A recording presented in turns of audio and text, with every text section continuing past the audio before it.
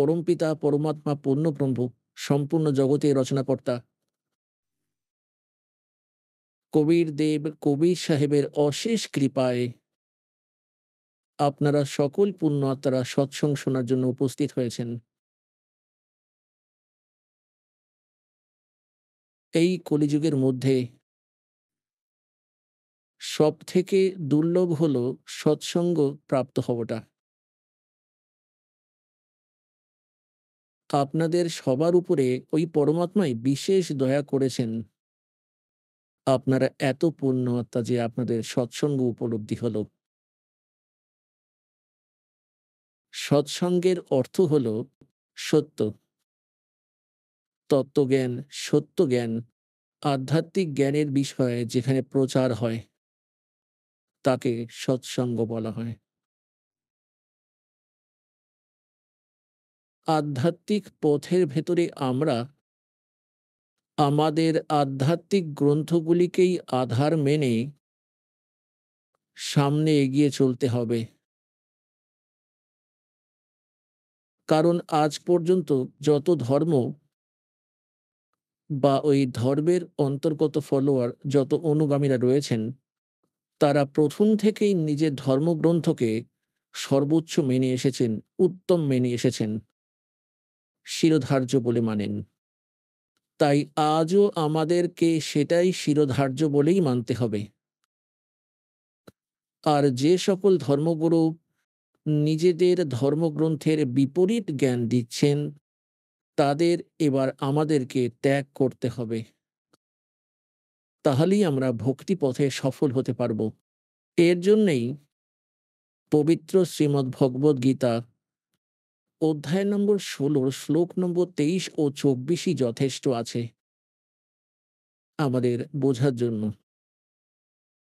সেখানে বিবৃত আছে যে শাস্ত্রবিধিকে ত্যাগ করে যারা নিজের ইচ্ছে মতো আচরণ করে তাদের না তো কোনো সুখ প্রাপ্তি হয়ে থাকে, না তো কোনো সিদ্ধি প্রাপ্তি হয়, আর না তাদের পরম গতি হয়ে থাকে।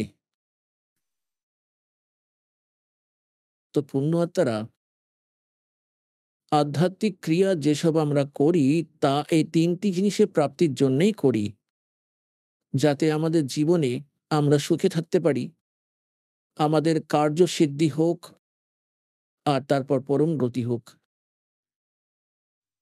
আর এই তিনটে জিনিসই শাস্ত্রবিরুদ্ধ সাধনা করার ফলে আমরা বঞ্চিত রয়ে যাই। সেই জন্য ২৪ নম্বর শ্লোকে শ্রীমদ্ ভগবদ গীতার অধ্যায় নম্বর ১৬তে বলা আছে, তাই তোর জন্য অর্জুন কর্তব্য ও অকর্তব্যের ব্যবস্থায়, অর্থাৎ কোনো ধার্মিক আনুষ্ঠানিক ক্রিয়াগুলি কোন মন্ত্র জাপ করা উচিত আর কোন মন্ত্র জাপ করা উচিত নয়, তার জন্য নিজেদের সদ্গ্রন্থগুলিকেই আধার মানবে। তাই পুণ্য আত্মারা আজকের যে সমাগম আরম্ভ হয়েছে, যা ৫ দিন পর্যন্ত এই সৎসঙ্গ চলবে, এটা কি উপলক্ষে হচ্ছে আজ সবার প্রথমে আপনাদের একটু জানিয়ে দিই, তারপর পরমাত্মার মহিমা সাথে আপনাদের পরিচয় করাবো। এই যে সৎসঙ্গটি আরম্ভ হয়েছে এটি কি উপলক্ষে হয়েছে? আত্মা পরমাত্মার খোঁজ যুগ যুগ ধরে করে চলেছে, হাজার কোটি বছর ধরে করে আসছে। আর আমরা আমাদের সদ্গ্রন্থেও পড়ে এসেছি যে যারা সৎ সাধনা করে, মর্যাদার মধ্যে থেকে সৎ ভক্তি করে, তারা এমন এক স্থানে চলে যায় সেখান থেকে কখনোই ফিরে আসা আর এই সংসারে সম্ভব হয় না। প্রমাণের জন্য শ্রীমদ্ ভগবদ গীতার অধ্যায় নম্বর ১৫ শ্লোক নম্বর ১ থেকে ৪ পর্যন্ত প্রমাণ আছে যে তত্ত্বদর্শী সন্তে প্রাপ্তির পরে, এবং তত্ত্বদর্শী সন্ত কিভাবে হবেন সেটা এতে প্রমাণ করা আছে যে উল্টো ঝুলে থাকা সংসাররূপী বৃক্ষের সকল বিভাগের বিষয়ে যিনি জানেন, বিস্তারিতভাবে জানেন, তিনি হলেন তত্ত্বদর্শী সন্ত। তত্ত্বদর্শী সন্ত ৪র্থ অধ্যায় ৩৪ নম্বর শ্লোকে বলা হয়েছে যে হে অর্জুন, তুই তত্ত্বদর্শী সন্তের কাছে সেই তত্ত্বজ্ঞান প্রাপ্ত কর। তো এখানে ১৫ নম্বর অধ্যায় ৪র্থ শ্লোকে বলা আছে যে তত্ত্বজ্ঞানের প্রাপ্তির পর সেই তত্ত্বজ্ঞান দ্বারা এই অজ্ঞানতাকে কেটে দিয়ে, অর্থাৎ অজ্ঞানতাকে সরিয়ে দিয়ে তারপর পরমেশ্বরের ওই পরম পদের খোঁজ করা উচিত, যেখানে যাওয়ার পর সাধক আর কখনোই এই সংসারে ফিরে আসেন না। আর যে পরমেশ্বর এই সংসাররূপী বৃক্ষটি রচনা করেছেন, অর্থাৎ সম্পূর্ণ ব্রহ্মাণ্ডের রচনা করেছেন, শুধুমাত্র তারই ভক্তি করো। গীতার জ্ঞানদাতা যে শ্রীকৃষ্ণের ভেতরে প্রবেশ করে কথা বলছেন, সে হলো ব্রহ্ম, খরপুরুষ। সে নিজের বিষয়ে বলছে, মানে সে নিজের বিষয়ে বলছে যে, "ও হে অর্জুন, তোমার এবং আমার অনেকবার জন্ম হয়েছে, তুমি জানো না, কিন্তু আমি জানি। আমার কর্ম এবং জন্ম হলো অলৌকিক, হলো দিব্য।" প্রমাণের জন্য শ্রীমদ্ ভগবত গীতার অধ্যায় নম্বর 2 শ্লোক 12, অধ্যায় নম্বর 4 শ্লোক 5 এবং 9, অধ্যায় নম্বর 10 শ্লোক 2-এ এই গীতা জ্ঞানদাতা স্বয়ং বলেছেন যে আমারও জন্ম-মৃত্যু হয়ে থাকে, আর আমার উপাসক যারা, তাদেরও জন্ম-মৃত্যু হয়, আর তোমাদেরও হয়ে থাকে। এখনো পর্যন্ত যারা আমাদের ধর্মগুরু, তারা আমাদের শ্রীকৃষ্ণের পূজার বিধান বলে দিতেন। তাহলে যদি আমরা এটা মেনেও চলি যে শ্রীমদ্ ভগবদ গীতার জ্ঞান শ্রীকৃষ্ণজি নিজেই বলেছেন, কিন্তু সত্যিটা তো দাস আপনাদেরকে বলেই দিয়েছে যে শ্রীকৃষ্ণের ভিতরে এই খরপুরুষ, অর্থাৎ কাল জ্যোতিস্বরূপী নিরঞ্জন, যাকে যোগীরা ব্রহ্ম বলে থাকেন, ঋষিরা যাকে ব্রহ্ম বলে থাকেন, তিনিই বলছেন। আর তিনিই এই 21 ব্রহ্মাণ্ডের স্বামী। আর শ্রীকৃষ্ণ শ্রী বিষ্ণুর অবতার ছিলেন। শ্রী বিষ্ণুই বলো বা শ্রীকৃষ্ণই বলো, তিনি শুধুমাত্র একটি ব্রহ্মাণ্ডের 3 লোকের উপরে, পৃথিবীলোক, স্বর্গলোক এবং পাতাললোক, এই 3 লোকের উপরে শুধুমাত্র একটি বিভাগের প্রভু আছেন, স্বামী আছেন। শ্রী বিষ্ণু শতগুণ বিভাগের, অর্থাৎ শ্রীকৃষ্ণ বলো, শ্রী বিষ্ণু বলো। আর ব্রহ্মাজি রজগুণ বিভাগের মন্ত্রী মনে করো, সাহেব মনে করো, মালিক মনে করো, ক্ষুধা মনে করো। আর শ্রী শঙ্করজি যিনি আছেন, তিনি তমোগুণ বিভাগের স্বামী ভাবো, প্রভু ভাবো। এনারা কেবল এতটারই মালিক। গীতার জ্ঞানদাতা বলে যাকে আপনারা বুঝতেন, সেটাকেই ভেবেই চলুন। এখন তাকেই মেনে চলা যাক। তিনিও বলছেন যে আমার জন্ম মৃত্যু হয়ে থাকে। আর তিনি কোনো অন্য পরমেশ্বর, যার স্মরণে গেলে 18 নম্বর অধ্যায় 62 নম্বর শ্লোকে বলছেন, "হে অর্জুন, তুই সর্বভাবে ওই পরমেশ্বরের স্মরণে যা। ওনার কৃপাতে এটি পরম শান্তি ও আর সনাতন পরম ধর্মকে প্রাপ্ত করতে পারবি।" তাই এখানে আমাদের এটা বুঝতে হবে যে এই পরমাত্মা কে আছে,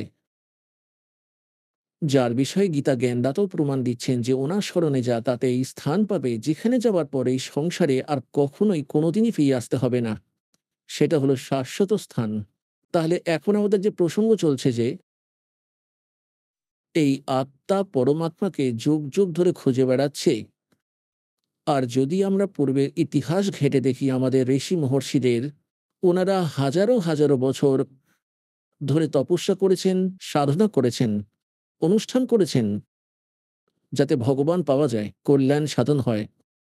কিন্তু যদি ওনাদের বলা পথ সঠিক হতো, তাহলে সেই মার্গে উনি আমাদের বলে থাকতেন, তাহলে আমরা সবাই সেখানে চলে যেতাম আর গোটা পৃথিবী ফাঁকা হয়ে যেত।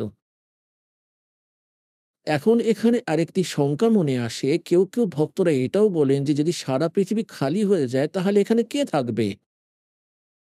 এটা বাচ্চাদের মতো চিন্তাধারা। এটা একেবারেই অবুঝ বালক, যার কোনো জ্ঞান নেই, সেই এই ধরনের কথা বলতে পারে। এখন এটা কি কোনো সুখের জায়গা? প্রত্যেকটি জিনিসের অভাব আছে এখানে।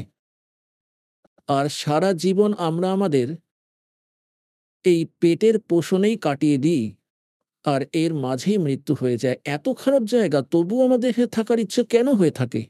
কারণ আমাদের সেই ভিন্ন সুখময় লোকের বিশেষ জ্ঞান নেই। আর সেখানে যাবারও কোনো সমাধান নেই। এখন যেভাবে চাঁদ ফাঁকা পড়ে আছে আর উপরের গ্রহগুলো সব খালি পড়ে আছে, একটা পাথর এটাও এটাও এখানে পড়ে থাকবে।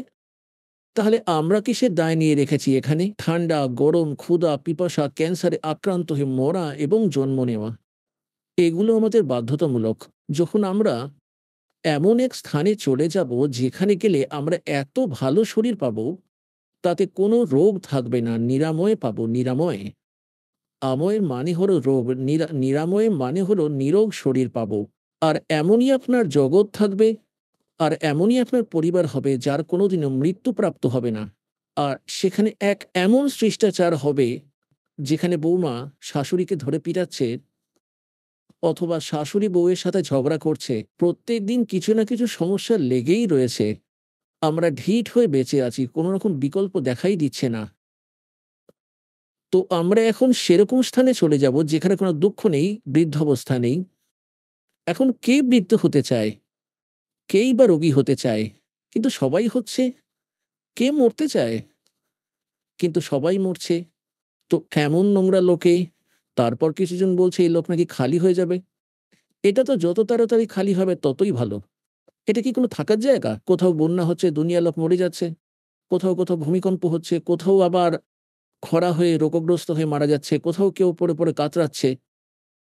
তো এটা তো একটা জেলখানার মতো এই পৃথিবী লোক। আর এটা সর্বলোক এখানকার। এই জায়গাটা একেবারেই সঠিক নয়। তাই পরমাত্মার খোঁজে আমরা যুগ, যুগ ধরেই লেগে রয়েছি। আর যদি এই ঋষি মহর্ষিদের মার্গ সঠিক হতো, তাহলে আমরা চলে যেতাম সেইখানে। আর এই সংসারে পড়ে থাকতাম না। এর মূল কারণ এটাই যে আমাদের সদ্গ্রন্থের জ্ঞান আমাদের ধর্মগুরুরাও জানতেন না। বর্তমান সময়ে যেন একেবারে আকাশ ভেঙে পড়েছে। আর বিশেষ করে এই হিন্দু ধর্ম তো অপূর্ব চমৎকার ঘটিয়েছে। যত আধ্যাত্মিক এই আধ্যাত্মিক পথে যে ভেজাল দেখেছি এই হিন্দু ধর্মের ভেতরেই, অন্যান্য কোনো ধর্মে এমন দেখতে পাওয়া যায় না। অন্যান্য ধর্মের ধর্মীরা যেমন কুরআন শরীফকে যারা মানে, অন্তত কুরআন শরীফকেই তারা আধার বলে মানছে এবং তার অনুসারে যেমনই তাদের পরম্পরা হোক তারা একই রকমের ভক্তি করে। এইভাবেই ঈসাই ধর্মে গিয়ে দেখো, মুসলমান শিখ ধর্মে গিয়ে দেখো, আর হিন্দু ধর্মে দেখে নাও, যত গুরু আছে ততই তাদের পুজো, যত রকম জ্ঞান ততগুলো দেবতা।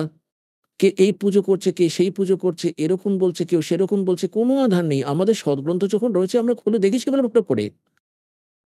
তাহলে আমাদের ধর্মগুরুদের আমাদের ধর্মগ্রন্থেরও জ্ঞান ছিল না। যার ফলে আমাদের এই অমূল্য রত্ন, যে অমূল্য ভাণ্ডার আমাদের, যেটা আমাদের ঘরেই লুকিয়ে রাখা ছিল, আমাদের ধর্মগুরুরা তা আমাদেরকে একেবারেই বলে দিতে পারেননি। যার কারণেই আমরা গরিবের চেয়ে আরো গরিব হয়ে যেতে লাগলাম। আমরা আধ্যাত্মিকতার দিকে গরিব হয়ে গেলাম, নির্ধন হয়ে গেলাম। কবির সাহেব বলেন যে তবির সুরদগ নির্ধন और धनवंता ना कोई धनवंता सो जानिए जिस पर রাম নাম ধন।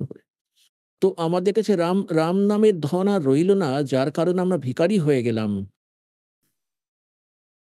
তো পুণ্যাত্মারা এখন আবার সেই ধন, রাম নামের ধনকে পুনরায় সংগ্রহ করতে হবে শাস্ত্র অনুকূল সাধনা করে। এখন আজকের যে সমাগম আরম্ভ হয়েছে তার উপলক্ষ হলো যে জ্যৈষ্ঠ মাসের পূর্ণিমায় ওই পরমক্ষর ব্রহ্ম, যিনি আমাদের পিতা আছেন, যিনি আমাদের সমব্যথী আছেন, যিনি আমাদের দুঃখে দুঃখী হয়ে থাকেন, যিনি আমাদের সুখী করবার জন্য সতলোক, সেই স্থান যা আমরা ছেড়ে এসেছি, যেখানে আমরা সুখী থাকতাম, সেখানের খবর দেওয়ার জন্য, জানানোর জন্য, সেখানের সংবাদ দেওয়ার জন্য স্বয়ং পরমাত্মা নিজে এসেছিলেন।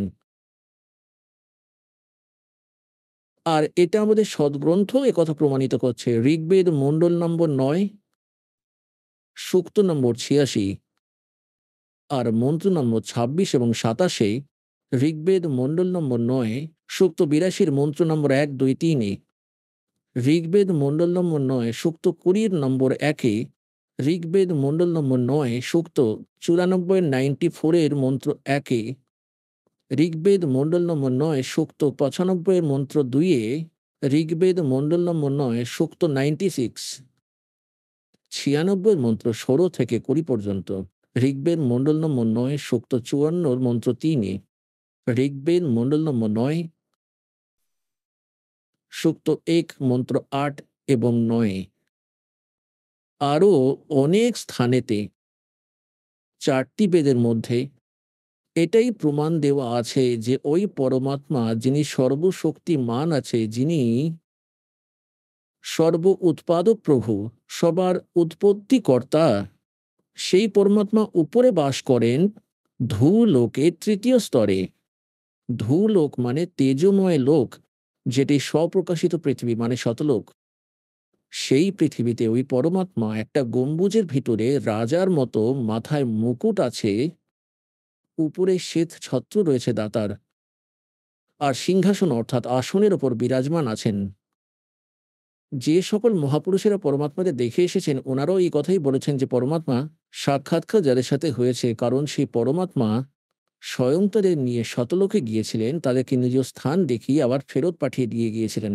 তাদের মধ্যেই একজন হলেন শ্রদ্ধেয় গরিবদাসজি, যিনি গ্রাম ছুরালি, জেলা ঝজ্জর, হরিয়ানার লোক। তিনি বললেন যে শ্বেত ছত্র और सिर मुकुट विराजे, देख जना उस चेहरे नो, गरीबदास ये वक्त जात है, रो गेस पैरे नो। অর্থাৎ ওই পরমাত্মার মাথার উপরে এক সাদা ছত্র রয়েছে। যেমন এই ছাতাটা যেটা আপনারা দেখছেন এটা আর্টিফিশিয়াল, সেখানে পরমাত্মার অরিজিনাল আছে। মাথায় মুকুট আছে সেই পরমপিতার, রাজারা যেভাবে পড়তেন। এই ঋগ্বেদ মণ্ডল নম্বর ৯ সূক্ত ৮২ মন্ত্র ১ আছে যে তিনি সর্ব উৎপাদক প্রভু, সকল পাপের বিনাশ করান। তিনি রাজার সমান দর্শনীয়, দেখতে রাজার মতো একেবারেই আসনের ওপর বিরাজমান রয়েছেন, সিংহাসনে বসে আছেন। সেখান থেকে গমন করে আসেন, পূর্ণ আত্মাদের সঙ্গে দেখা করেন যারা দৃঢ়ভক্ত হয়। এই সকল বেদ মন্ত্রের নিষ্কর্ষ হলো যে পরমাত্মা উপরে বসে আছেন, নর আকার ও মনুষ্য সদৃশ্য। যে সকল মহাপুরুষেরা পরমাত্মাকে দেখেছেন তারা বলেছেন, हमरे ही हुनियार है हमारा सृजनहार, আমাদের সৃজনহার, আমাদের ভগবান, আমাদের উৎপত্তিকর্তা, আমাদের মতোই চেহারা ওনার, আমাদের মতোই দেখতে, হুনিয়ার, আমাদের মতোই স্বরূপযুক্ত। কিন্তু ওই পরমাত্মার সমর্থতা আর তার শরীর, construction, body, material of body আমাদের থেকেও অনেক বেশি শক্তিশালী আর অবিনাশী, শক্তিশালী ও তেজময়। তো শতলোকে যাওয়ার পর প্রত্যেক প্রাণী, প্রত্যেক জীব হংস বলা হয়, হংস। আর সেখানে যাওয়ার পর প্রত্যেকের যে শরীর তৈরি হয়, এখানে আমরা যে শরীর পেয়েছি সেটা কাঁচা আছে, যেমন এটা যে কোনো কারণেই বিনাশপ্রাপ্ত হতে পারে। কিন্তু ওখানে যে শরীর পাবে সেটা কখনোই নষ্ট হবে না। তাতে নাড়িতন্ত্র একেবারেই নেই। তার মধ্যে ব্লাড প্রেশার, সুগার, ক্যান্সার ইত্যাদি কোনো রোগই থাকে না। সেখানে বৃদ্ধাবস্থা নেই। আর সেখানে সর্বদাই যুবাই থাকে। যখন বাচ্চা হয় এমনই আপনার পরিবার হবে, আর বাচ্চা হবে, আর এমন একটা সময় আসবে যখন যুবক হওয়ার পর যুবকই রয়ে যাবে সর্বদা। বৃদ্ধ একেবারেই হয় না। আর এতটাই শুদ্ধ বিচার হয়, কোনো বস্তুর অভাব নেই সেখানে, কোনো বস্তুরই অভাব নেই সেইখানে। এখানে তো একটি হিরে আপনাদের মধ্যে কেউ কখনো হয়তো জীবনেও চোখে দেখেননি হিরে। ওখানে তো শতলোকে হীরের পাহাড় রয়েছে, যেমন এখানে পাহাড় রয়েছে, ওখানে হিরে পায়ের নিচে পড়ে থাকতে দেখবেন আপনারা। আর দুধের নদী বয়ে চলে যায়, চিরসবুজ বৃক্ষ আছে, কোনো জিনিসেরই অভাব নেই সেখানে, যেখানে যা খুশি বসে খাও। আর সব খাবার আপনাদের, সব ধরনের খাবার। যেমন পরমাত্মা যখন কাশীতে এসেছিলেন, ১২০ বছর থেকেছিলেন, তখন কেউ মজা করে বলেছিলেন মিথ্যে চিঠি বিলি করে দেয় কবির ভগবানের নামে, যে সব সাধুসন্তরা আসুন, আর কবির সাহেব ভান্ডারা দিচ্ছেন। আর সেই সময় লীলা করছিলেন দাতা, একটি গরিব, একেবারেই এক সিম্পল ভক্তের মতো। ঝুপড়িতে থাকতেন উনি, দুবেলার কষ্টে শিষ্টে খাওয়ার জোগাড় করতেন। আর তার দুয়ারেই ১৮ লক্ষ ব্যক্তি এলো। তখন সেই পরমাত্মা স্বয়ং গেলেন শতলোকে নিজ স্থানে। আর সেখান থেকে ৯,০০,০০০ বলদের উপরে বোঝাই করে সব তৈরি করা জিলিপি, কচুরি, পকোড়া, দই বড়া, বোঁদে, লাড্ডু সবকিছু ভরে ডাল, ভাত, খান্ড, ক্ষীর সবকিছু তৈরি করা সেখানে সেকেন্ডের মধ্যে এসে গেল। সেখানে সকল বস্তু উপলব্ধ রয়েছে। তো সেখানে কোনো রাগ নেই, বিদ্বেষ নেই। এখানে তো আমরা জমির ভাগাভাগি নিয়ে লড়াই করে থাকি। সম্পত্তি সেখানেই থেকে যায় আর মানুষের মৃত্যু হয়। এমন মনোবৃত্তি খারাপ হলো কেন আমাদের? কারণ প্রথমত আমাদের জ্ঞান নেই। আর দ্বিতীয়ত আমাদের সাথে ভগবান নেই। যখন আমাদের সাথে ভগবান থাকবে আর জ্ঞান হবে, তখন আমাদের কোনো জিনিসের অভাব এখানে থাকবে না, যতক্ষণ আপনি এখানে থাকবেন। আপনার সুরক্ষা হবে, আর আপনার বাচ্চাদের সুরক্ষাও হবে। তাই তো আমরা ভগবানের খোঁজ করতে থাকি, যাতে আমাদের পরিবারও সুখী থাকে, আমরাও রোগমুক্ত থাকি, আমাদের অকাল মৃত্যু না ঘটে। তাহলে মৃত্যু তো এটা মানি আমরা যে বৃদ্ধ বয়সে তো মরতেই হবে, কিন্তু মধ্যিখানে না মরি। তো এই নোংরা লোকেও তো সেই নাশবন স্থানেও ওই অবিনাশী পরমাত্মা কবির দেবের স্মরণে আসলে তবেই আমরা এই সুখ প্রাপ্ত করতে পারব। তো এই জ্ঞান আজ পর্যন্ত আমাদেরকে কেউ বলেনি, কিন্তু পরমাত্মা স্বয়ং এসে বলার চেষ্টা করেছিলেন। ১৩৯৮ থেকে ১৫১৮ সাল পর্যন্ত ১২০ বছর পরমাত্মা এখানে থেকেছিলেন। এক গরীব তাঁতির ভূমিকা, এক নির্ধনের ভূমিকা পালন করেছিলেন। এখন সেই ভূমিকা, কারণ ৫ দিনের ভিতর এই সমাগমের মাধ্যমে আপনাদেরকে পরমাত্মার বিষয়ে বিস্তারিতভাবে যতটা আমার এই বুদ্ধি কাজ করবে দাসের, আপনাদের সব কথা শুনবো তাহলেই বুঝতে পারবেন चारों युग में संत पुकारे, को के कहा हम हेल रे, हीरे माणिक मोती बरस ये जग चुगता ढेल रे।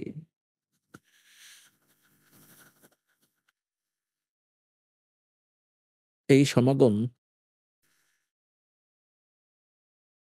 সেই শুভ দিনের উপলক্ষে পালন করা হচ্ছে। সেই পরমাত্মা আমাদের পিতা।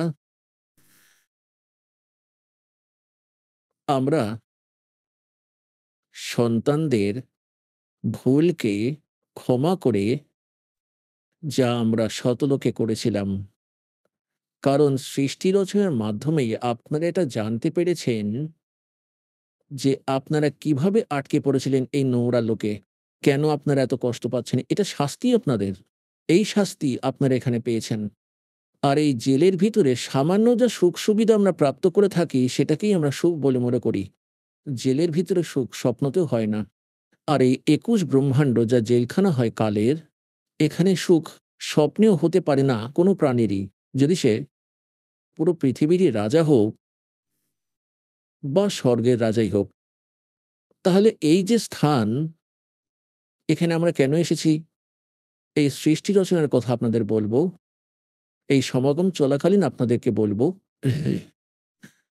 তো সেই ভুলকে ক্ষমা করে পরমাত্মা আমাদের বালক মনে করে এখানে আসেন আমাদেরকে নিজের স্থান বলে দিতে, তাকে পাওয়ার জন্য, অর্থাৎ সতলোকে যাবার বিধি বলে দেওয়ার জন্য তিনি স্বয়ং এসেছিলেন।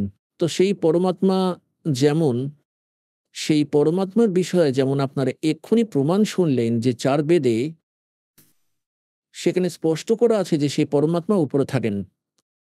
সেখানে রাজার সমান ওভারঅল কন্ট্রোলার এর রূপে সিংহাসনে বিরাজমান রয়েছেন, এবং সেই পরমাত্মা শক্তি, পাওয়ার অফ গড, সেই পরমাত্মার শক্তি সর্বব্যাপী আছে।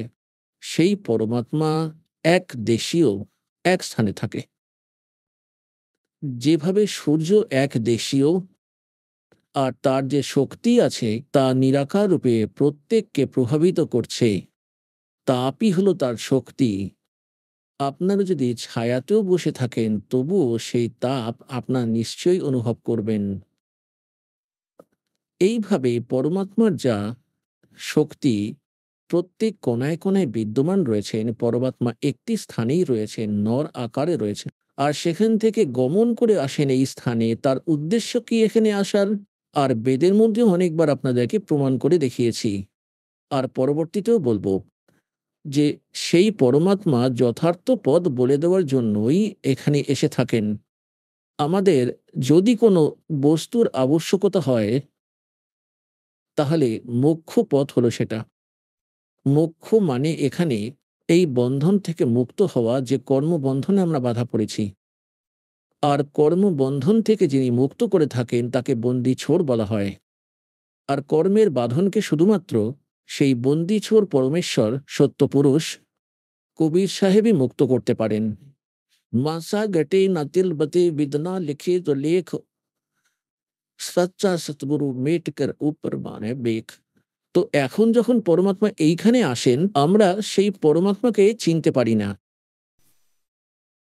কেন চিনতে পারি না? কারণ আমরা ডেফিনিশন অফ গড ভুল শুনে এসেছি। পরমাত্মার যে সংজ্ঞা তা এতদিনে আমরা ভুল শুনে এসেছি। যার ফলে আমরা পরমাত্মাকে একেবারে অন্যরকম দৃষ্টিকোণ দিয়ে বিবেচনা করে থাকি, আর এই ধারণাগুলি আমাদের মনের মধ্যে গেঁথে যায়। তো সেই জন্যে পরমাত্মা এইখানে পরমাত্মা কম আর একজন সাধারণ মানুষের মতো লীলা করে, যাতে আমরা ওনার সাথে থেকে কিছু জ্ঞান ফলো করে থাকতে পারি। তো সেই জন্য পরমাত্মা স্বয়ং নিজে এসে জ্ঞান দিয়ে থাকেন এখানে। পরমাত্মা ওপরই বাস করেন, সেখান থেকে গমন করে আসেন, শ্রেষ্ঠ আত্মাদের সঙ্গে দেখা করেন। তাদেরকে নিজের শতলোকে নিয়ে গিয়ে আবার পৃথিবীতে ফেরত পাঠিয়ে দেন। নিজে সাক্ষী বানিয়ে ছেড়ে রেখে যান। এখন সেই সাক্ষীরা, সেই যারা সাক্ষী হয়েছিলেন পরমাত্মা ভগবান, তারাই পেয়েছেন। ওনারা তার সাথে আমাদের পবিত্র সদ্গ্রন্থে দুজনে একসঙ্গে মিলে প্রমাণ করে দিল যে যে পরমাত্মা কেমন, কোথায় থাকেন, তার নাম কি, তাকে পাওয়ার বিধি প্রক্রিয়া কি আছে, যার দ্বারা পরমাত্মাকে প্রাপ্ত করতে পারবো। আর যা সদ্গ্রন্থে লেখা আছে, যারা পরমাত্মাকে প্রাপ্ত করেছেন সেই মহাপুরুষদের নিজ অনুভবের যে ওনার নিজের অমলবাণী রয়েছে, এফিডেভিট আছে, সেই দুটি মিলে যায়, তাহলে আপনাদের আর সংশয় থাকবে না। তাহলে সংশয় থাকবে না আমরা যেটা করছি যে ভুল না ঠিক আছে, তাহলেই বিশ্বাস হয়ে যাবে। এই জন্যে সেই পরমাত্মা বলেছেন যে সেই পরমাত্মা ৪ যুগেই এসে থাকেন। তিনি স্বয়ং এসে এখানে নিজে জ্ঞান দিয়ে থাকেন। অথর্ববেদ কাণ্ড নম্বর ৪, অনুবাদ নম্বর ১, মন্ত্র ১ থেকে ৭ পর্যন্ত এই সমগ্র সৃষ্টি রচনা কোড ওয়ার্ডে দেওয়া আছে যে সেই পরমাত্মা হলেন কবির সাহেব, কবির দেব, আর তিনি সকল ব্রহ্মের, পরব্রহ্মের আর সকল ব্রহ্মাণ্ডের রচয়িতা, রচনহারক, এবং তিনি নিজের দ্বারা রচিত সৃষ্টির বিষয়ে একমাত্র তিনিই স্বয়ং সঠিকভাবে বলে থাকেন। অন্যেরা তো নিজের বিচার বুদ্ধি অনুযায়ী বলে থাকে। দেবী পুরাণে নিজের বিচারধারা তুলে ধরেছে। এমনটা শুনতে পাওয়া যায় যে জ্ঞান এবং অজ্ঞানের ভিত্তিতেই আমি বলছি যে যেখানে জ্ঞান রয়েছে সেখানে অজ্ঞান কোথায় থাকলো? এখন অল্প হালুয়াতে অল্প পরিমাণে বালি ঢেলে দেওয়া হয়, তাহলে তার স্বাদটাই একেবারে বিশ্রী হয়ে যাবে। এই প্রকারে সে পরমাত্মা স্বয়ং আসেন। আর কি বলে থাকেন? चारों युग में संत पुकारे, उसको के कहा हम हेल रे, हीरे माणिक मोती बरसे, ये जग चुगता ढेल रे। পরমাত্মা বলেন, আমি ৪ যুগেই এসেছি। আর ৪ যুগে এসে প্রিয় আত্মাদের সাথে সাক্ষাৎকার করি, যাদের সন্ত বলা হয়। আর আমরা আওয়াজ লাগিয়ে লাগিয়ে কুক কাহা হাম হেল রে, কুক মানে উচ্চ স্বরে গর্জে চেঁচিয়ে বলেছে, আওয়াজ লাগিয়ে লাগিয়ে বলেছে যে যে সাধনা তুমি করছো সেগুলো ভুল আছে, এই পুজো আর্চা ভুল, তোমরা এই সাধনা করো। শাস্ত্রবিধি ত্যাগ করে মন মর্জি আচরণ করছে, তারা শুধু পাথর বয়ে বেড়াচ্ছে। ইয়ে জগ চোখ তার ঢেল রে, হিরে মানিক ভেবে কাঁকর পাথর জড়ো করে বেড়াচ্ছেন তো দেখছি আপনারা। আর এদিকে আমরা শাস্ত্র অনুকূল সাধনা ও মন্ত্রের দ্বারা হিরে মানিক মুক্ত বর্ষা করে বেড়াচ্ছি। যার ফলে আপনি মোক্ষরূপী হীরে প্রাপ্ত করতে পারবেন। আপনার জীবন সুখের হবে। আমরা জ্ঞান কিন্হে না শুনিয়া पर भी लेन जात है दुनिया। আমার বলা জ্ঞান কেউ শুনল না, কেউ শুনতে পেল না। আর সেখানেও নিতে চলে যায়। যেমন আপনারা দেখতে পাচ্ছেন কেদারনাথের উপরে মেঘ ফেটে গিয়ে কত ভয়ঙ্কর বন্যা এসে গেল। সব লণ্ডভণ্ড হয়ে গেল। প্রচুর ক্ষতি হয়ে গেল। প্রচুর ভক্তরা মারা গেলেন। সেই অমরনাথের উপরে সবাই যায়। মনে হয় না এমন কোনো বছর গেছে যেখানে ১০০, ২০০, ১০০০, ১৫০০ দর্শনার্থীরা মারা যায়নি। তাহলে পুণ্য আত্মারা এই আত্মা ভগবানকে ছাড়া থাকতে পারে না। এটাই এর স্বভাব। আত্মার আবশ্যকতা হয় ভগবানের যেদিন থেকে সে তার থেকে দূরে হয়েছে। সেই দিন থেকে তার আর সেই সুখ প্রাপ্তি হচ্ছে না। যেটা যেটা সে ছেড়ে চলে এসেছে। তো এখানে পরমাত্মা বলছে যে, "আমরা জ্ঞান কিনে না শুনিয়া আর ওয়ান্দা কে খান জাত হ্যায় দুনিয়া।" তাও তো তারা পুণ্য স্নান করতে যায় গঙ্গা ও পুকুরে। আছে কোথাও গীতা বা বেদে এটা প্রমাণ যে এই সাধনায় মোক্ষপ্রাপ্তি হবে? তাহলে এটা কোথা থেকে পেল? এটা তো শাস্ত্রের বিরুদ্ধে সাধনা। লোক বেদ বানিয়ে রেখেছে। অজ্ঞানী সন্ত, ঋষি, আচার্যরা। এখন পরমাত্মা বলছেন যে, "सतयुग में सत सुकृत कह टेरा, त्रेता नाम मुनींदर मेरा, द्वापर में करुणा में कहाया, और कलियुग नाम कबीर दराया। चारों युग में संत पुकारे और कूक कहा हम हे लरे, हीरे माणिक मोती बरसे ये जग जुगता ढेल रे।" পুণ্যাত্মারা কোনো মহাপুরুষের ইতিহাসে আপনি দেখতে পাবেন না যিনি ৪ যুগের মধ্যেই এসেছিলেন। আর যিনি ৪ যুগের আগেরও কথার যিনি বর্ণনা করেছেন এবং সৃষ্টি রচনার বিষয়েও যিনি বলেছিলেন, তো তিনি হলেন পরমাত্মা। যিনি নিজের দ্বারা রচিত সৃষ্টির বিষয়ে ঠিক বলেছেন। কি বলেছেন? পরমাত্মা এই বর্তমানে চলা চতুর্যুগের মধ্যে সর্বপ্রথমে সত্যযুগের মধ্যে সুকৃত নামে এখানে আবির্ভূত হয়েছিলেন। আর এই লীলা তিনি এইরকমই করেন পরমাত্মা, সেই পরম অক্ষর ব্রহ্ম। ইনফ্যাক্ট বাস্তবে যদি কোনো ভগবান থেকে থাকেন, পরমাত্মা থেকে থাকেন, তিনি একজনই। পরমাত্মা একজনই, প্রভু অনেকজন। পুণ্যাত্মারা ধীরে আপনারা শিশু আছেন। এই আধ্যাত্মিক মার্গে যখন আপনারা পিএইচডি করে ফেলবেন, তখন এই কোড ওয়ার্ডগুলোকে বুঝতে পারবেন। এখন তো আমরা সবাইকেই ভগবান বলি, সবাইকেই পরমাত্মা বলে থাকি। কিন্তু সবশেষে আপনারা শুধুমাত্র একজনই পরমাত্মাকে দেখতে পাবেন। যেমন শ্রীমদ্ ভগবদ্গীতার অধ্যায় নম্বর ১৫ শ্লোক নম্বর ১৬ আর ১৭-তে ৩ পুরুষের কথা বলা হয়েছে। একজন খরপুরুষ, একজন অক্ষর পুরুষ। খরপুরুষ ইনি হলেন ব্রহ্ম, যার লোকে আমরা রয়েছি। ইনি কাল। ইনি ২১ ব্রহ্মাণ্ডের পুরুষ। ইনি ২১ ব্রহ্মাণ্ডের স্বামী এবং ইনি ২১ ব্রহ্মাণ্ডের মালিক। কেবল ২১ ব্রহ্মাণ্ডের। আর একটি ব্রহ্মাণ্ডের ভিতরে এই পৃথিবীর লোক, স্বর্গলোক, পাতাল লোক, ব্রহ্মা, বিষ্ণু, মহেশ্বরের লোক, ধর্মরাজের লোক, নিরঞ্জনের লোক, আর আগে দুর্গার লোকে, এই সকলকে মিলে একটি ব্রহ্মাণ্ড হয়। এইরকমই ২১টি ব্রহ্মাণ্ড রয়েছে। তার প্রভু এবং তার স্বামী হলেন এই ব্রহ্ম। কিন্তু তিনি পরমাত্মা নন, তিনি হলেন কাল। আর ৭ সংখ্যক ব্রহ্মাণ্ডের স্বামী যিনি পরব্রহ্ম, যাকে অক্ষর পুরুষ বলা হয়, তিনিও স্বামী ২১ ব্রহ্মাণ্ডের, ৭ সংখ্যা ব্রহ্মাণ্ডের, কিন্তু তিনি পরমাত্মা নন। তাহলে পরমাত্মা তিনিই হন যিনি শ্রেষ্ঠ আত্মা হন। আর শ্রেষ্ঠ আত্মা তিনিই হলেন যিনি কাউকে দুঃখ দেন না। সুখ ছাড়া তার সংবিধানে আর কোনো কিছুই নেই। সেই পরমাত্মা হলেন সত্যপুরুষ, যিনি অসংখ্য ব্রহ্মাণ্ডের স্বামী, আর তার সাথে পরমাত্মাও তিনি। উনিই সত্যপুরুষ। যেমন শ্রীমদ্ ভগবদ্গীতার অধ্যায় নম্বর ১৫-এ শ্লোক ১৬ আর ১৭-তে ৩ পুরুষ আছেন। একজন খরপুরুষ, একজন অক্ষর পুরুষ। খরপুরুষকে আমরা কাল বলি, ব্রহ্ম বলি, খরব্রহ্মও বলে থাকি।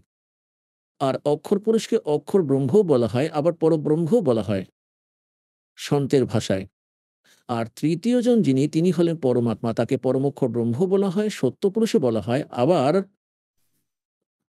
পরমেশ্বরও বলা হয়। সত্যপুরুষ, সৎ মানে অবিনাশী, পুরুষ মানে প্রভু, পরমাত্মা। সেই তৃতীয় পুরুষ যার বিষয়ে গীতার অধ্যায় নম্বর ৮-এ শ্লোক নম্বর ১-এ অর্জুন জিজ্ঞেস করছেন যে ভগবান, আপনি গীতার অধ্যায় নম্বর ৭-এর শ্লোক নম্বর ২৯-এ বলেছেন যে তৎব্রহ্মকে জেনে সমগ্র অধ্যায়ের সাথে পরিচিত, সকল কর্মের সাথে পরিচিত কেবল সাধক জন্ম ও মৃত্যুর থেকে মুক্তি পাওয়ার চেষ্টা করে, সংসারের কোনো বস্তুর প্রতি তার ইচ্ছা থাকে না। তাই সে এমনই এক তৎব্রহ্ম। অষ্টম অধ্যায়ের প্রথম মন্ত্রে গীতায় জিজ্ঞেস করেছেন, কিম তৎব্রহ্ম? সেই তৎব্রহ্ম কি? কে হলো সেই তৎব্রহ্ম? গীতার অধ্যায় নম্বর ৮-এ শ্লোক নম্বর ৩-এ গীতা জ্ঞানদাতা বলেছেন যে তিনি পরমোক্ষ ব্রহ্ম, সেই সর্বশক্তিমান পরমাত্মা, পরম অক্ষর ব্রহ্ম, তিনিই সর্বশ্রেষ্ঠ। পরম মানে শ্রেষ্ঠ, অক্ষর মানে অবিনাশী, আর পুরুষ মানে ব্রহ্ম মানে পরমাত্মা। আর যেমন অক্ষর পুরুষ বলা হয়েছে পরব্রহ্মকেও, অক্ষর মানে অবিনাশী।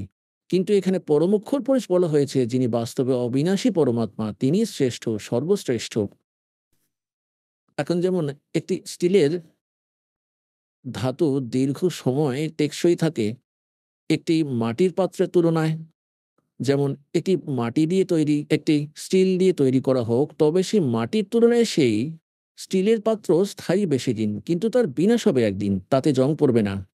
কিন্তু আসল সোনায় কখনো মরচে ধরে না। মনে করো উনি এই ৩ নম্বর ম্যাটেরিয়ালটি। তো সেই পরমাত্মা, পরমক্ষর ব্রহ্ম তেমন। গীতার অধ্যায় নম্বর ১৫ শ্লোক নম্বর ১৬ এবং ১৭-এ নিষ্কর্ষ আছে, এই এই পৃথিবী লোকে, এই নাশবান লোকে দুজন প্রভু সুপ্রসিদ্ধ, একজন খরপুরুষ আর একজন অক্ষর পুরুষ। আর এনাদের অধীনে যত প্রাণী আছে এরা সবাই নাশবান। জীবাত্মারা তো কেউই মরে না, পশু পাখির আত্মারও মরে না। তো এটা তো সম্পূর্ণ আলাদা বিষয়। আবার ১৫ নম্বর অধ্যায় ১৭ নম্বর শ্লোকে এও বলা আছে যে উত্তম পুরুষ তো অন্য কেউ। উত্তম পুরুষ মানে শ্রেষ্ঠ ভগবান, পুরুষোত্তম। তিনি তো এই দুজনের থেকেই আলাদা, খরপুরুষ আর অক্ষর পুরুষের থেকে। আর পরমাত্মা ইতি উদাহরতে, যাকে পরমাত্মা বলা হয়ে থাকে, পরমাত্মা শ্রেষ্ঠ, শ্রেষ্ঠ আত্মা, যিনি কখনো দুঃখ দেন না কাউকে। और ये लोग তেরমবিশ্ববিবর্তী আবেশ্বর, যিনি তিন লোকে প্রবেশ করে সকলের ধারণ পোষণ করেন, তিনি হলেন অবিনাশী পরমাত্মা। তাই এই পরমাত্মা, পরমেশ্বর, যিনি তৃতীয় নম্বরের ভগবান আছেন, তিনিই আমাদের সকলের জনক আছেন। আর একমাত্র তিনি হলেন সবার আসল পরমাত্মা। বাকিরা হলেন স্বামী, প্রভু আছেন। তো এখানে আপনাদের সকলকে এখন ধীরে ধীরে জ্ঞানের কথা বলবো। তো কি বলা হয়েছে যে ৪ যুগেই এই পরমাত্মা এসে থাকেন আর এই লীলা করে থাকেন। যেমন ঋগ্বেদ মণ্ডল নম্বর ৯ আর সূক্ত নম্বর ১ মন্ত্র ৮-এ বলা হয়েছে যে সেই পরমাত্মাই আমাদের সকল পাপ বিনাশকারী পরমাত্মা, আমাদের ৩ প্রকারের ৩ স্থিতিতে আমাদের সকলের ধারণ পোষণ করে থাকে। সেই ৩ স্থিতি কি কি আছে? একটি স্থিতিতে পরমাত্মা শতলোকে বাস করে থাকেন। পরমেশ্বরের শরীর অত্যন্ত তেজপুঞ্জের, মনুষ্যদৃশ্য তিনি। সিংহাসনে বিরাজিত তিনি। একটি বিশাল সাদা বর্ণের গম্বুজ আছে, বিশাল আকৃতির। আর সেটি অনেক খুবই সুন্দর সাদা রঙের, অত্যন্ত উজ্জ্বল, তার থেকে আলোকরশ্মি বের হচ্ছে। তার উপরে সিংহাসনে পরমাত্মা বিরাজমান রয়েছেন এবং তার মাথায় এক রাজার মতো বসে আছেন এবং তার মাথায় একটি মুকুট রয়েছে। আর উপরে ছত্র আছে। আর তার মাথার উপরে চামর নিজে নিজেই দুলতে থাকে যখন ইচ্ছে হয়ে থাকে, না হলে সেখানেই রাখা থাকে। তাহলে এই এই এই স্থানটি হলো পরমাত্মার সেই প্রথম স্থিতি। তারপর ওই ভগবান, ওই একই পরমাত্মা অন্য রূপ ধারণ করে নিজের শরীরটিকে সরল করে, কারণ সেখানে যে পরমেশ্বর বসে আছেন, পরমেশ্বর পরম অক্ষর ব্রহ্ম, তার একটি রোমকূপে একটি রোমকূপ বলো বা রোমকূপই বলো, রোম তো বলা হয় চুলকে। রোমকূপ যেখানে চুল ওঠে, সেই পরমাত্মার একটি রোমে, একটি রোমকূপের মধ্যে এত রশ্মি আছে যা কোটি, কোটি সূর্য কোটি, কোটি তারা বানিয়ে দেয়। সেটাও হালকা হয়ে যায়। তো সেই পরমাত্মার এমনই আলোক শরীর, তিনি মনুষ্যাদৃশ্য আছেন। মাথায় মুকুট পরে আছেন, আর সেখানে গিয়ে সকল হংস আত্মারা সেই পরমাত্মার উপর চামর করেন নিজের মালিকের ওপর। যারা এখান থেকে মুক্ত হয়ে যান, তারা সোজা ভগবানের কাছে পৌঁছে যায়, তার চরণে প্রণাম করে সেই পরমাত্মা প্রত্যেককে বুকে জড়িয়ে ধরেন। সবাইকে আদরের সহিত চামর করে এবং তারপর তাদেরকে বলেন যে, "বেটা আরামের সাথে থাকো। এটা তোমাদের তৈরি করে রাখা প্রাসাদগুলো ফাঁকা পড়েছিল। বিশ্রাম করো। তোমাদের দ্বারা ভুল হয়েছিল। এখন তো ফিরে এসেছো।" বলা হয় সকলের পথ ভোলা যদি বিকেল হতেই ফিরে আসে তাহলে তাকে ভোলা বলা হয় না। আমরা তো যুগ ধরে পথ ভরেছি এখানে। তো সেখানে এটি হলো ১ম স্থিতি। তারপর পরমাত্মা নিজের শরীরকে হালকা রূপে বানিয়ে ২য় স্থিতিতে, তিনি ২য় স্থিতিতে কি করেন? একটি শিশু রূপ ধারণ করেন। আর প্রত্যেক যুগের মধ্যে আরম্ভে একটি সরোবরে এসে এক নবজাতক শিশুর উপর ধারণ করে একটি পদ্মফুলের উপর বিরাজমান হন। তিনি কোনো মায়ের গর্ভে জন্ম নেন না। আর পরমাত্মার এর সকল ব্যবস্থাই করেন। তারপর সেখান থেকে কোনো নিঃসন্তান দম্পতি তাকে তুলে নিয়ে যান। আর ধীরে, ধীরে যেমন বাচ্চা শিশুর মতোই যখন পরমাত্মা নিজে লীলা করেন, ছোট বয়সেই ৪-৫ বছর বয়স থেকেই ইনি বড়, বড় পণ্ডিতদের হারিয়ে দিতে থাকতেন। ধীরে, ধীরে বড় হতে থাকেন আর এক সৎ নাগরিকের ভূমিকা পালন করতে থাকেন। নিজের হাত দিয়ে কাজ করে খুবই সামান্য রোজগার করতেন। ঝুপড়িতেই থাকতেন, কারণ তখনকার দিনে তো এই মহল ইত্যাদি এগুলো খুবই কম ছিল। বেশিরভাগই কুঁড়েঘর ছিল সবই। তাই পরমাত্মা এক এমন লীলা করে থাকেন যে ভক্তদের অধিক সংগ্রহ করার আবশ্যকতা পড়ে না। ভক্ত সেই হয় যে লোক ন ন সেই লোকের পরম্পরা থেকে সরে গিয়ে আধ্যাত্মিক পরম্পরা অনুযায়ী নিজের জীবন নির্বাহ করে। এই অনুযায়ী যে চলবে তাকেই ভক্ত বলা হয়। অন্যথায় ভক্তিপথে চলা যে ব্যক্তি, কেউ মার্গের পথে চলছে, যাত্রা করছে, তো সে যতটা সম্ভব কম ভার নিয়ে চলার চেষ্টা করবে। আর এটা আপনারা খুব ভালোভাবে জানেন, আগেকার দিনে যারা যাত্রাপথে বেরোতেন তারা পায়ে হেঁটে যেতেন। আর তারা কাঁধে একটা শুধু থলে ঝুলিয়ে নিতেন। তার মধ্যে চাদর আর ধুতি পাঞ্জাবি, নাথিং এলস। বলার মানে এইটাই যে আমাদের সকলকেই সৎলোকে যেতে হবে। আর আমরা যদি এইখানেই অতিরিক্ত চাপ দিয়ে নিই, এই ঘর আমার, এই গাড়ি আমার, ৫ টা প্লট নিয়ে নিয়েছি। হুম, এত বিঘা জমি বানিয়ে নিয়েছি, রাজা হয়ে গেছি, এই রাজ্য আমার। এই সবকিছুকে মাথায় বয়ে নিয়েছে। এক পাও চলতে পারছে না। যখন আমাদের জ্ঞান হয়ে যাবে যে আমাদের এতটা ভার নেয়া উচিত নয়, যা আমাদের যাত্রায় বাধা দেয়। তাই যতটা সম্ভব কম সংগ্রহ করুক। আর এই যে পরম্পরা আমরা তৈরি করে রেখেছি, এটাই আমাদের দুঃখের মূল কারণ আছে। বিয়ে বাড়িতে লোক দেখানো, ড্রামা করা, নাচ, গান করা, ডিজে বাজানো, এসব আবার কি? আমরা এরকম অনেক দেখেছি। ১ম দিন ডিজে বাজানো হচ্ছে ছেলের বিয়ে আছে বলে। বিশ্ব তোলপাড় করে ফেলেছে। পরদিন সেই ছেলেই দুর্ঘটনায় মারা যায়। তারপর সবাই মাথা চাপড়ে কাঁদছে। এরপর বাজাও ডিজে। এরকম নোংরা লোকে।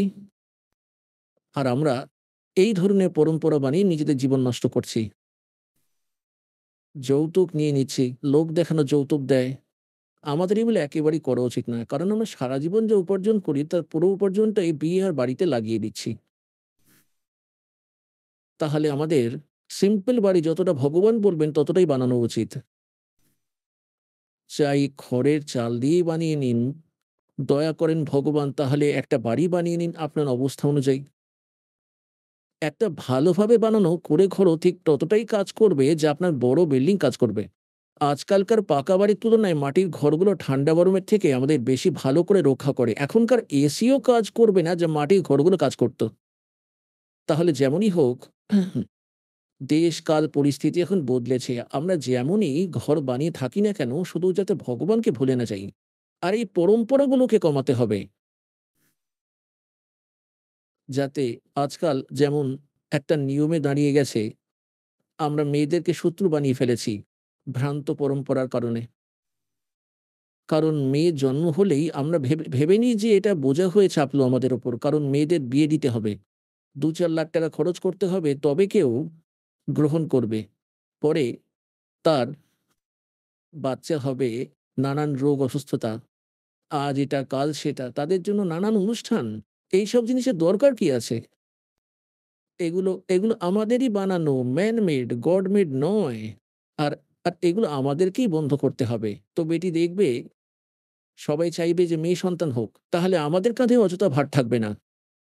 তো মেয়ে ছাড়া ছেলেরা আসবে কোথা থেকে? যদি মেয়ে না হয় তাহলে বিয়েই কাকে করবে? যদি কারো মেয়ে সন্তানই জন্ম না হয়? আমাদের বুদ্ধির উপর পাথর চাপা পড়ে আছে। আমরা ভগবানের থেকে দূরে সরে গিয়ে সমাজে জড়িয়ে পড়েছি আর সমাজের দৃষ্টিকোণ দিয়ে চিন্তাভাবনা করছি। এখন এই সবকিছু থেকে বেরিয়ে আসতে হবে তবেই আমরা ভক্তি করতে পারব। আমাদের শতলোকে যেতে হলে এই নিয়ম মর্যাদাগুলো পালন করতে হবে যদি তুমি একজন শিক্ষার্থী হয়ে থাকো। তাহলে শিক্ষার্থীর মতোই কাজ করো। কিন্তু তা না করে যদি তুমি অন্য বাচ্চাদের সাথে গাধার পিঠে চড়ে সারা গ্রামে ঘুরে বেড়াও তাহলে তুমি শিক্ষার্থী নও। আর স্কুলেও আসে না। এই প্রকারে আপনাদের এই পরম্পরাগুলো ত্যাগ করতে হবে। এর ভাবার্থ হলো পরমাত্মা স্বয়ং এখানে আসেন এবং তিনি এসে লীলা করে আমাদের দেখিয়ে দেন যে একজন ভক্তের জন্য শুধু এইটুকুই যথেষ্ট, এর থেকে বেশি নয়। কবির সাহেব বলেন যে, "তাহার চেনা বেড়িয়া গেলুম বিবিত উসারে, গর্ত ৩.৫ হাত বাইগনাত পড়ে চার।" কি, কি দেখে খুশি হচ্ছ? লম্বা, লম্বা দেওয়াল টাঙিয়ে, বড়, বড় দেওয়াল, উঁচু, উঁচু দেওয়াল বানিয়ে, বড়, বড় দেওয়াল দিয়ে উঁচু, উঁচু প্রাসাদ তৈরি করছো, ৭ মহল্লা বাড়ি বানাচ্ছ। পরমাত্মা বলছেন, "তে গর্ত ৩.৫ হাত বাইগনাত পড়ে চার।" ৩.৫ ফুট, ফুট হাতকেই বলা হয় ৩.৫ হাত।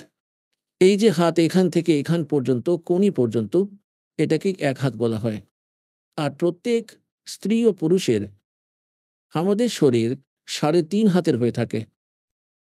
এতটা পুরো ৩ হাত আর অর্ধেক, এতটা হয়ে থাকে। পরমাত্মা বলেন যে, "আপনি চাই ৪ তলা বিল্ডিং বানিয়ে রাখুন না কেন?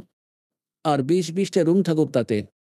একটি খাটে এইটুকু জায়গাতেই শোবেন আপনি, এক কোণায়, যেখানেই রাখুন। তাহলে বাকি অযথা কাজ কিসের জন্য করেছেন?" পরমাত্মা বলেন যে, "গর্ত ৩.৫ হাত আর গণাত পৌনে ৪।" বলার মানে এটা নয় যে একেবারে মাপ নিয়ে ৩.৫ হাত বানান। এর অর্থ হলো প্রয়োজনের চেয়ে বেশি বানানোর কোনো দরকার নেই। সেটা আমাদের মূর্খতা। প্রয়োজন অনুযায়ী ঘর বানান। ২ টি কামরা হবে বা ৩ টি দরকার, ৪ টি দরকার নিজের। পরিবার অনুযায়ী ঘর বানান। যদি একটাতেই কাজ হয় তাহলে অপরনে কেন কষ্ট করতে যাব? ভক্তি করাই একমাত্র উদ্দেশ্য। আর ভক্তির পথে যে বস্তু বাধা সৃষ্টি করে সেই বস্তুটিকে তৎক্ষণাৎ ত্যাগ করুন। পরম্পরাগুলিকে। এখন যে প্রসঙ্গ চলছে সেই বিষয়ে আসি আমরা যে পরমাত্মা প্রত্যেক যুগে এসে থাকেন এবং প্রত্যেক যুগে একই রকম লীলা করেন। পদ্মফুলের উপরে এসে বিরাজিত হন আর পদ্মফুল তো জলে হয়ে থাকে। যার কারণে আমাদের এই সৎ গ্রন্থগুলিতে সেই পরমাত্মাকেই নারায়ণ বলা হয়। নারায়ণের অর্থ হলো নার মানে জল, আয়ন মানে তার উপরে এসে বিরাজমান হয়ে থাকা। নারায়ণ। আমরা শ্রী বিষ্ণুকেই নারায়ণ ভেবে থাকি। হ্যাঁ, তিনিও নারায়ণ, যত প্রকারের নারায়ণ রয়েছেন।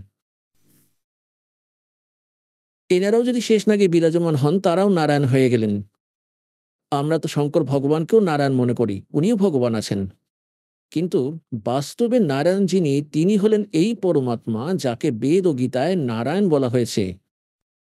তো সেখান থেকে এক নিঃসন্তান দম্পতি তুলে নিয়ে যায়। তো সত্যযুগে যখন পরমাত্মা এসেছিলেন, এক বিদ্যাধর নামে ব্রাহ্মণ ছিলেন। আর দীপিকা ছিল তার স্ত্রীর নাম, তার ধর্মপত্নীর নাম। তিনি শ্বশুরবাড়ি থেকে ফিরছিলেন নিজের স্ত্রীকে সঙ্গে নিয়ে। তখন পরমাত্মা পুকুরের ওপর বিরাজমান ছিলেন। পুকুরের মধ্যে পদ্মফুলের উপর শিশুরূপ ধারণ করে শুয়েছিলেন। তারা সেই শিশুটিকে দেখতে পেয়ে নিজের ঘরে নিয়ে চলে আসে। সেখানে তার লালন পালন হয়। লীলা হলো ধীরে, ধীরে তিনি বড় হলেন অনেক। মনু যেমন বিদ্বান, যারা বেদের পণ্ডিত সেজে বসেছিলেন, তাদেরও জ্ঞান হারিয়ে দিতেন দাতা। পরমাত্মাকে তারা বামদেব বলতে লাগলেন, বামদেব। বামদেব মানে উল্টো জ্ঞান দেন যিনি। উল্টো, বাম মানে উল্টো। যেমন এটা ডান হাত, এটা বাম হাত, বামা, বাম। যেজন্য পরমাত্মার কথা তারা শুনল না। প্রভু তো ছাড়তে পারছিল না, তাই ভগবানের জ্ঞান না ঋষিরা গ্রহণ করেছেন, না আমাদেরকে গ্রহণ করতে দিয়েছেন। পরের জন্মে আবার পরমাত্মার দয়া হলো সেই আত্মাদের উপরেই, যারা বিদ্যাধরা দীপিকার সেই আত্মাই ত্রেতা যুগের মধ্যে এক বেদ বীজ ব্রাহ্মণ নামে এক ব্রাহ্মণ হলো, আর সূর্যা নামে তার পত্নী হওয়ার সুযোগ হলো। তারা সেই আত্মাই যারা সত্য যুগে ছিল। আর এইভাবেই পরমাত্মা তাদের ত্রেতা যুগের মধ্যে একই রকমভাবে পদ্মফুলের উপর তারা পরমাত্মাকে পায়, তারাও নিঃসন্তান ছিলেন। এবার পুণ্যাত্মারা, এখন আপনারা দেখছেন পরমাত্মা বলছেন, তো জন মেরি শরণ হে তাকা হুঁ मैं दास, और गेल गेल लाग्या फिरूं जब तक धरती आकाश, ज्यों बच्चा गऊ की नजर में यूं साईं को संत, भगतों के पीछे फिरे वो भक्त वत्सल भगवंत। এখন আমরা তো কেবল ৪ যুগের কথা শোনাচ্ছি, আমরা তো বহু যুগ ধরে ঘুরে বেড়াচ্ছি। তো পূর্বের পুণ্যফলের কারণেই পরমাত্মা এই পুণ্যাত্মাদের সঙ্গে সঙ্গে রয়েছেন। এই বিদ্যাধর আর দীপিকার যে আত্মা, তাদেরকে সন্তানও দিতে পারতেন পুণ্যাত্মারা। এখন আমাদের তো এমন মেন্টালিটি তৈরি হয়ে গিয়েছে, যেখানে আমরা রয়েছি যেই সমাজে, কারণ এ সমাজ কালপ্রেরিত। আর সে নিজের খাবারের জন্য সন্তান উৎপত্তি করাবেই করাবে। আর সে এমন এক সিস্টেম তৈরি করে রেখেছে যে জীবের পক্ষে সম্ভব নয় সন্তান উৎপত্তি না করাটা। জীব তার কাছে বিবশ। আর তারপর পরমাত্মা কি করলেন যে তাদেরকে সন্তান দিলেন না। কেন দিলেন না? তিনি সন্তানও দিতে পারতেন। তো পুণ্যাত্মারা সমাজের মধ্যে আর এক সাধারণ সমাজের মধ্যে আরেকটি ভক্ত সমাজ যেটা তৈরি করা হয় তাতে পার্থক্য থাকে। আর সেই কারণেই জগৎ আর ভক্তের মধ্যে বিরোধিতা থাকে। দুইয়ের মধ্যে মনোমালিন্য থাকে না, কারণ ভক্তের বিধিনিয়ম কিছুটা ভিন্ন হয়। আর সমাজ সেই এখানকার নিয়ম পরম্পরায় জর্জরিত হয়ে থাকে, তাকে মূল মেনে চলে। যদি আমরা সংসারের দৃষ্টিকোণ দিয়ে দেখি, তাহলে যার সন্তান নেই তার বিষয়ে সমাজ, সাধারণ ব্যক্তি, সাধারণ সমাজ যা ভাবে, সেটা তার বড়ই দুর্ভাগ্য। আর তখনকার দিনে এটাই বলা হতো যে যাদের সন্তান নেই, যারা নিঃসন্তান আছেন, সকাল সকাল তো তাদের মুখ দর্শনও করা উচিত নয়। তাকে এতটাই হেয় মনে করত। তো পুণ্যাত্মারা যাদের সন্তান থাকতো না, তাদের বেঁচে থাকা অত্যন্ত কঠিন হয়ে যেত তখনকার সমাজে। সন্তান বলতে আমরা সবসময় পুত্রকেই মুখ্য মেনে এসেছি।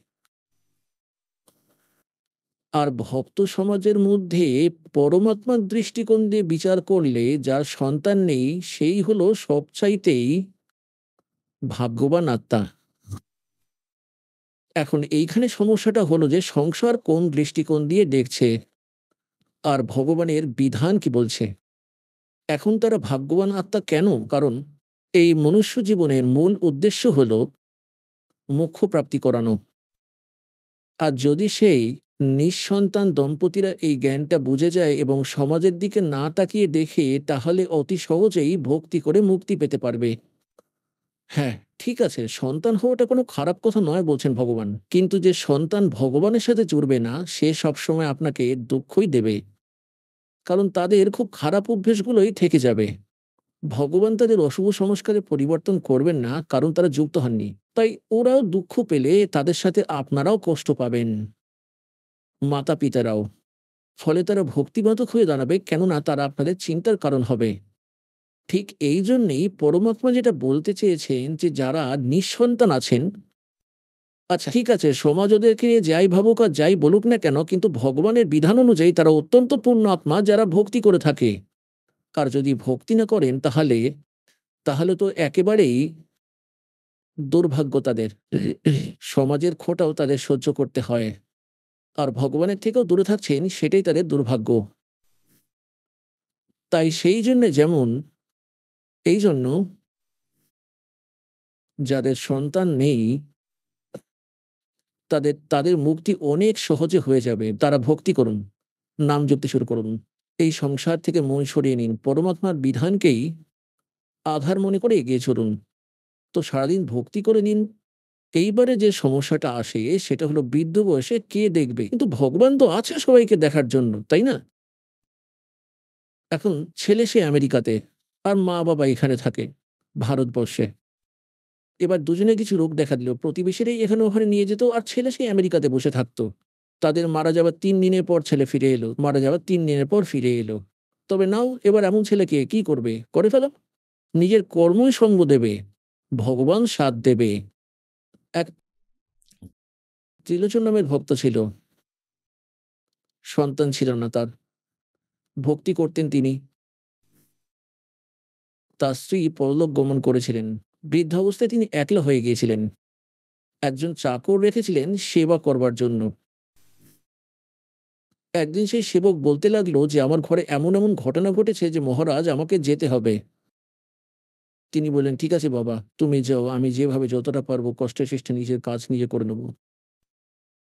তো সে এই বলে চলে গেল। এইদিকে ভক্ত অসুস্থ হয়ে পড়ল। বিছানায় পড়ে গেল। এবার সেবক सीमा से निकला होगा तभी भगवान उस सेवक का रूप बना के उस भक्त के घर पे आ गया। তিনি জিজ্ঞাসা করলেন, "কি হয়েছে বাবা? তুমি ফিরে আসলে কেন?" "মহারাজ আমার মন মানল না আপনাকে ছেড়ে যেতে। আপনার তো বয়স হয়েছে, রোগে আক্রান্ত। কিছুটা অসুস্থও রয়েছেন আপনি। কিছুদিন পরেই আমি চলে যাব যখন আপনি সুস্থ হয়ে যাবেন।" তিনি বললেন, "তুমি সত্যিই ধন্য বাবা। তুমি এতটা ভাবলে।" এখন সে ভক্তের মলমূত্র উঠিয়ে, উঠিয়ে বাইরে ফেলে আসতেন ভগবান, সেই সেবকের রূপে। আর ১ মাস ধরে তার সেবা করলেন। তিনি সুস্থ হয়ে উঠলেন। তাকে স্নান পরিষ্কার-পরিচ্ছন্ন করিয়ে বসাতেন এবং পরমাত্মার কথা শুনতেন এবং শোনাতেন। এবার তারপর কি হলো? ১ মাসের পর সেই সেবক ফিরে এলো। আর এসে নিজের ঝোলাটা খুলল, যা সে সঙ্গে এনেছিল আসার পথে। সেই সময় ভগবান সেখান থেকে বেরিয়ে গেলেন। এবার সে এসে বলতে লাগলো, "মহারাজজি, ঠিক এই জিনিসগুলো আমার মা পাঠিয়েছে। আমার মা এটা বলেছেন, আপনাকে এই বলেছেন। আর মহারাজ আমার একটু সময় বেশিই লেগে গেল। আমাকে মাফ করুন আপনি। আমি ১৫-২০ দিন বলে গিয়েছিলাম কিন্তু ১ মাস হয়ে গেল মহারাজ, আমায় ক্ষমা করবেন আপনি।" এবার সেবকের মুখের দিকে তাকিয়ে রয়েছে ভক্ত। ওর মুখের দিকে চেয়ে বলছে যে, "তুমি কি বলছোটা কি? তুমি এসব কি বলছো? এই ঝুলি কোথা থেকে নিয়ে এলে? এসব জিনিস কোথা থেকে আনলে? এসব কি?" সে বলল যে, "আমি তো আমার বাড়ি থেকে এসেছি।" তিনি তো এবারে কিছুই বুঝতে পারছিলেন না যে কি হচ্ছেটা কি? বৃ বৃদ্ধকে, "আরে তুমি নিজের বাড়ি থেকে এসেছো?" "আজ্ঞে হ্যাঁ, আমি তো আজকেই এলাম। বাড়ি থেকে এসেছি।" তার সারা শরীর কাঁটা দিয়ে উঠল। উনি কেঁদে উঠলেন। "হে ভগবান! এই পাপী আপনাকে দিয়ে মলমূত্র পরিষ্কার করিয়েছি। আমার মতো নিচের কোথাও উদ্ধার হবে না।" তো সেইজন্য পুণ্যাত্মারা পরমাত্মা বলেন যে তোমার সত্যিকারের সাথী সে ত্বমেব মাতা চ পিতা ত্বমেব বন্ধু চ সখা ত্বমেব বিদ্যা চ দ্রবিণ ত্বমেব সর্ব মম দেব যে। ওনাকে ভুলে গিয়ে পুণ্যের প্রতি আশ্রয়ের আশা রাখি। সেই জন্য আমরা ভগবানের থেকে দূরে চলে যাচ্ছি। তাই গরিবদাসজি সাহেব বলেছেন যে ত্রিলোচন কে ভয় ভরতিয়া। ভরতিয়া মানে চাকর। এমন ভক্তি করুন যে ভগবান আপনার সাথে থাকবেন। এই প্রকার এখন যেমন যে ভাই-বোনেদের বিশেষ করে পুরুষেরা তো কিছুটা হলেও বোঝে। কিন্তু বোনেদের মন কিছুতেই মানে না যাদের সন্তান হয় না। কারণ তাকে সমাজ কিছুতেই বাঁচতে দেয় না। বাড়িতে যায়, বাড়ির লোক কিছুদিন চুপ থাকে তো কোনো প্রতিবেশী চলে আসবে অন্য কোনো কাজে। আর এসে জিজ্ঞাসা করবে, "আপনার বউয়ের ছেলে-মেয়ে হয়নি?" এখন শাশুড়ি কি আর বলবে? বলে, "না হয়নি অনেক বছর। হয়ে গেছে বিবাহের।" একটা বালক তো অন্তত দরকার ছিল, তাই না? না হলে দেখো আরেকটা বিয়ে করিয়ে দাও। এখন ওই মেয়েটির জন্য আরো সমস্যা তৈরি করে দিল যে এবার আরেকটা বিয়ে দিয়ে দেবে। তার মানে শাশুড়ি যদি ভুলেও যায় তাহলে এবার অন্য কোনো আত্মীয় এসে বলবে বলার অর্থ হলো এটাই যে যতক্ষণ প্রাণীদের জ্ঞান হবে না ততক্ষণ বেঁচে থাকা দুষ্কর করে দেবে। পুরুষেরা তো বেশিরভাগ বাইরে থাকে, কখনো কখনো কথাগুলো কানে গেলে এড়িয়ে যায় তারা, মনকে বুঝিয়ে নেয় তারা। কিন্তু এটা সেই মেয়েটির জন্য এতটা সহজ নয়। সবশেষে সে অত্যন্ত দুঃখী হয়ে যায়। আর সন্তান তো সে ভগবানই দেবেন, তাই সে যতই কান্নাকাটি করো না কেন